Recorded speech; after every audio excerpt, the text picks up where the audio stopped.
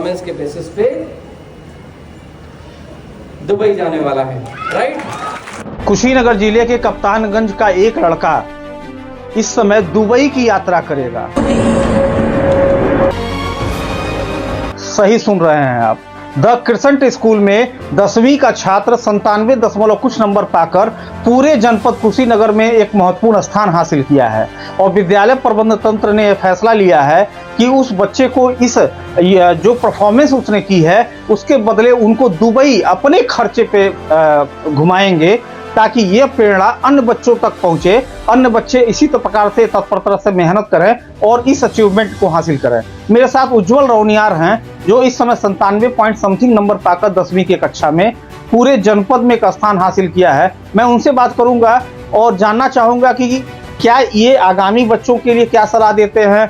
Tuition जो एक महामारी के रूप में समाज में पनपी है, जो गरीब परिवार वहां तक नहीं पहुंच पाता है, कि ट्यूशन ऐसा चीज है कि जहां पैसे ज़्यादा खर्च करने पड़ते हैं, उसका भार भी इस बच्चे ने नहीं लिया। इनके परिवारजनों का शायद आर्थिक स्थिति सही नहीं थी। ट्यूशन के बिना इस बच्चे ने वो मुकाम हासिल कर लिया जो जनपद कुशीनगर के लिए एक नजीर है। उज्जवल, कैसी रही आपकी तैयारी? मतलब किस बारे में बताएं? 10th में जो आपने अचीव किया है, जो नंबर आपने गेन किया है, कितना नंबर आया आपका? 97.6% पाए। अगर इसको कैलकुलेट करें सब्जेक्ट वाइज तो कैसे उसको समरी में करेंगे? मतलब कि किस हिसाब से? मतलब हर सब्जेक्ट का नंबर। हिंदी में 94 मार्क्स, SST में 97, इंग्लिश में 97, मैथ्स में 95, साइंस में 100, IT में 99। साइंस में 100? अच्छा, आपने कोचिंग की सहायता वगैरह ली है? नहीं, 10th में कोई कोचिंग नहीं किया मैंने।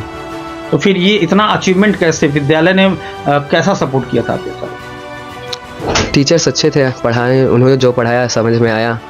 जो होमवर्क देते हमेशा कंप्लीट करते थे ऑन टाइम। जब सब कंप्लीट रहता था वो प्रैक्टिस अपने आप ही हो जाता था, ज़्यादा मेहनत करने की जरूरत नहीं पड़ती थी उस तरह से जितना। अच्छा, इतना अंक हासिल करने के बाद आप जो नए बच्चे नए बैच में आ रहे हैं, 10th में आ रहे हैं, क्या सीख देना चाहते हैं, क्या एडवाइस देना चाहते हैं ताकि वो बच्चे फॉलो करें और आप इससे जितना नंबर आप पाए उससे भी अधिक नंबर पाए? पहले दिन से उन लोग को मेहनत करनी चाहिए।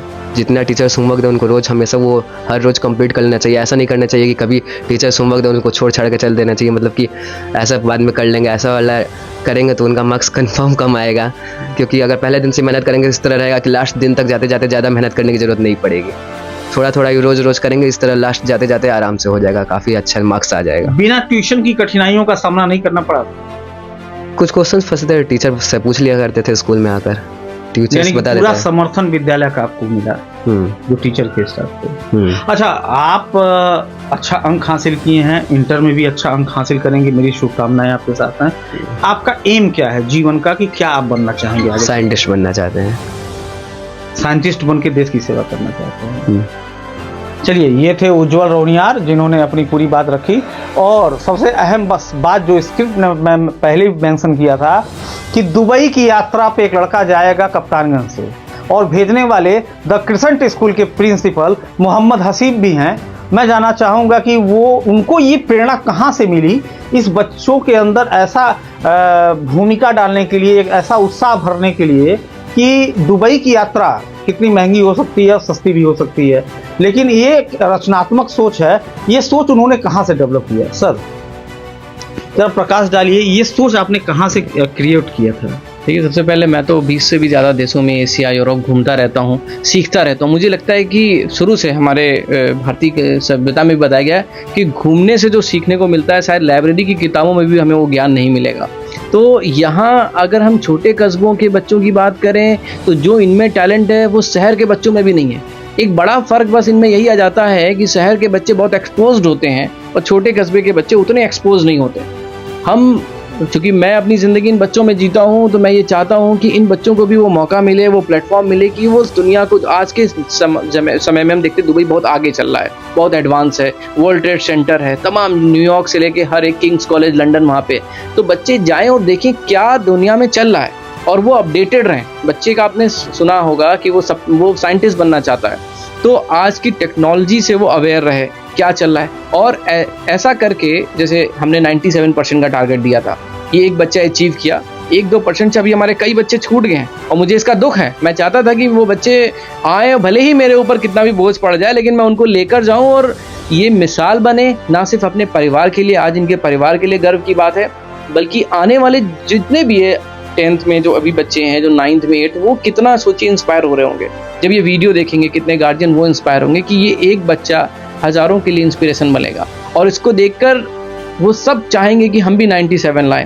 और ये जो लक्ष्य, जब तक कि आपके जीवन में कोई एम ना हो, आप कुछ नहीं कर सकते। इसने एम बनाया था, ये बिना ट्यूशन के क्लास 3rd से यहाँ पढ़ रहा है, बिना किसी एक्स्ट्रा सपोर्ट के। आजकल क्या है, ट्यूशन का टाइम चल रहा है, लोग कोचिंग के नाम पे यहाँ भी जाओ वहाँ भी जाओ, पेरेंट्स से सिर्फ फीस वसूला जा रहा है और रिजल्ट के नाम पे कुछ नहीं। लेकिन आप देखिए, आपके सामने उदाहरण है और ये ऐसे तमाम। इनके अभी नीचे हमारा जो बच्चा है उसका क्या नाम है बच्चा, हरिओम शर्मा, या उसके बाद एक और बच्चा है जिसके शिप्रा पटेल। आप देखिए बड़े ही साधारण परिवार से हैं। हरिओम शर्मा पचार का बच्चा, यही गांव का, उसके पिताजी नहीं है। सर दूसरा बच्चा जो है वो कपड़े की दुकान पे उसके पिताजी काम करते हैं। मतलब ऐसे ऐसे परिवार के बच्चे हैं जो महीने का 5,000, 10,000, 15,000 की आमदनी है। मेरी ये कोशिश है कि इन सभी को पहले तो CBSE से जोड़ना है और दुबई तक लेके जाना है। इनको वो दुनिया दिखानी है जिससे ये अभी अवेयर नहीं है, ताकि इनके सपने और बुलंद और बड़े हो सकें और ये कामयाब बन सकें। ये आपका ये सपना, ये जो दिमाग था, ये कहाँ से आइडिया आपने खोज लाया है? सर आइडिया इन्हीं बच्चों से आता है, इन्हीं से सीखता हूँ मैं और इन्हीं पे एक्सपेरिमेंट भी करता हूँ और ये हमें बहुत आगे लेके जाने वाले। कप्तानगंज को हमें कप्तानगंज नहीं, इसको हमें बहुत आगे तक लेके जाना है। और आज कप्तानगंज हम जानते हैं यहाँ पे मेरे और तमाम बाकी स्कूल भी बहुत अच्छी मेहनत कर रहे हैं, तो हमने कप्तानगंज को एक एजुकेशन का हब बनाया है और ये जो बच्चे हैं ये मिसाल बनेंगे कप्तानगंज के लिए। और बाहर से भी बच्चे अब आ भी रहे हैं और आते भी रहेंगे इस कप्तानगंज में शिक्षा पाने के लिए।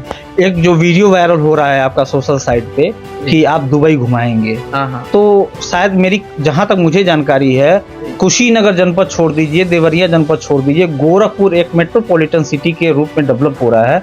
ऐसा कोई विद्यालय अपने छात्र को कहीं दुबई, मलेशिया या किसी भी इंस्पायर करने के उद्देश्य से कहीं नहीं ले जाता है, लेकिन ये सोच आपको कहीं ना कहीं बहुत ऊंचाइयों पे पहुंचा रही है। या ये सोच आपके अंदर आया कहाँ से? मैं बार बार यही सवाल कर रहा हूँ। सर मैंने घूम घूम के सीखा है, तो अपने अनुभव को मैं चाहता हूँ अपने बच्चों तक पहुँचाना। और बच्चे जितना ज़्यादा आज के ज़माने नए नए जो जितने भी डेवलप कंट्रीज़ हैं या दुबई जैसे जो शहर हैं, जो आप देखे होंगे पिछले 20 सालों में बहुत कामयाब हुए हैं, वहाँ पे दुनिया की हर कंपनी, हर यूनिवर्सिटी है। मेरा काम आज CBSE भी मैं आपको बताऊँ, तमाम जितने भी स्कूल CBSE स्कूल के प्रिंसिपल हैं, CBSE बार बार हम लोगों को बुलाती है, कहती है आप जाओ IIT कॉलेज घूमो, तो कभी कहती है जूता बनाने की जो यूनिवर्सिटीज़ हैं, जो शूज़ मेकिंग उसको देखो, तो कहती है कभी गोल्ड या ज्वेलरी डायमंड वाले यूनिवर्सिटी में जाओ, फिल्म वाले यूनिवर्सिटी में जाओ। हम लोगों को क्यों भेजती है CBSE? इसीलिए भेजती है कि हम जब जानेंगे तभी तो हम बच्चों को बताएंगे। और मैं भी यही चाहता हूँ कि जब ये बच्चे जानेंगे तो इसके माध्यम से और बच्चे जानेंगे, तो ज्ञान जो है वो ऐसे ही बढ़ता रहेगा। चलिए, बहुत बहुत धन्यवाद। Thank you. ये थे Mohammad Haseeb, the Crescent School के प्रधानाचार्य। इन्होंने एक मिसाल तय किया है, एक नजीर बना दिया है पूरे पूर्वांचल के भीतर कि कोई बच्चा अगर 97%, 98%, 99% यानी कि 95 से एबव बच्चा अगर अंक लाता है तो वो दुबई या अन्य किसी अंतर्राष्ट्रीय जगह लेके जाएंगे, ताकि इसका प्रभाव जो निचले स्तर के बच्चे जो विद्यालय में पढ़ रहे हैं उनको ऊर्जा संजीवनी के रूप में मिले, कि ताकि हम भी मेहनत करें, उज्जवल की तरह वह मुकाम हासिल करें, ताकि हम भी दुबई या अन्य जगह जा सकें। बहुत बहुत धन्यवाद।